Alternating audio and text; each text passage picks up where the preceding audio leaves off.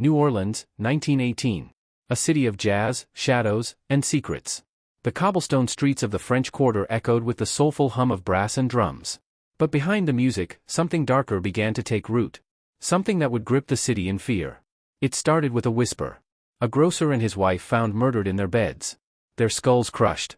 Their door chiseled open from the outside. The murder weapon? An axe. Not brought by the killer, but taken from the victim's own backyard. There was no theft. No witnesses. No motive. Just silence and blood. Weeks later, it happened again. Another grocer. Another axe. Another home violated under the cloak of darkness. All of them shared something in common. They were Italian immigrants, small business owners, quiet members of the community. The pattern grew clearer, but the identity of the killer remained a ghost in the night. The press gave him a name, the Axeman. Panic spread through the neighborhoods. Families bolted their doors, armed themselves, whispered rumors in the street. Children were kept indoors. Fathers slept in chairs by the front door, shotgun in hand. But nothing stopped him. The Axeman came and went like smoke. No fingerprints. No eyewitnesses. Just more blood. By early 1919, New Orleans was no longer the lively city of Mardi Gras and jazz parades. It had become a hunting ground, and the hunter had no face. On March 13, 1919, the city opened its morning newspapers and found a letter that chilled even the most skeptical hearts. It was signed not by a man, but by a force. It began. Esteemed mortal, they have never caught me and they never will. They have never seen me, for I am invisible. I am not a human being but a spirit and a demon from the hottest hell, ****. The writer claimed to be the Axeman himself. He mocked the police, scorned the newspapers, and terrorized the public with an eerie calm. But what came next left the city trembling. He offered a warning, and a test. Now, to be exact, at 12:15, earthly time, on next Tuesday night, I am going to pass over New Orleans. In my infinite mercy, I am going to make a little proposition to you people. If you play jazz music, I will pass by. If you don't, I will visit you with my axe. The people were stunned. A killer demanding music as the price of mercy? It sounded insane. But they believed it. Everyone did.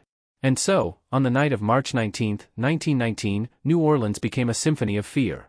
From every home, jazz poured into the streets. Families crowded around gramophones. Live bands played from balconies. Dance halls stayed open all night. Musicians were hired last minute to fill the silence.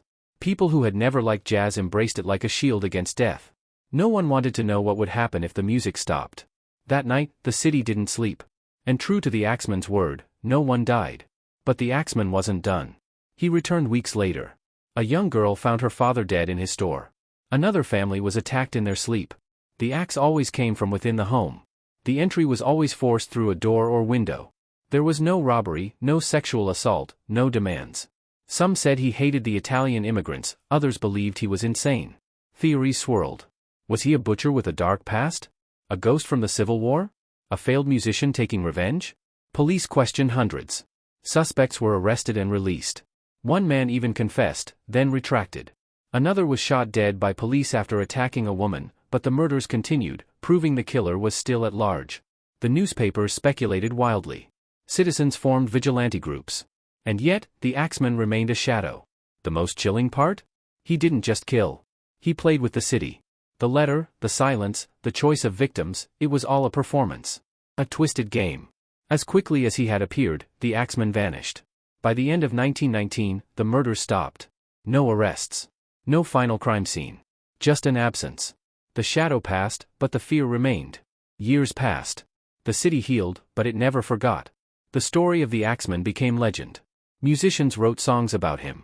One, titled "Don't Scare Me Papa," warned children to be good or the Axeman might return. Some believed he had died. Others believed he was never human at all.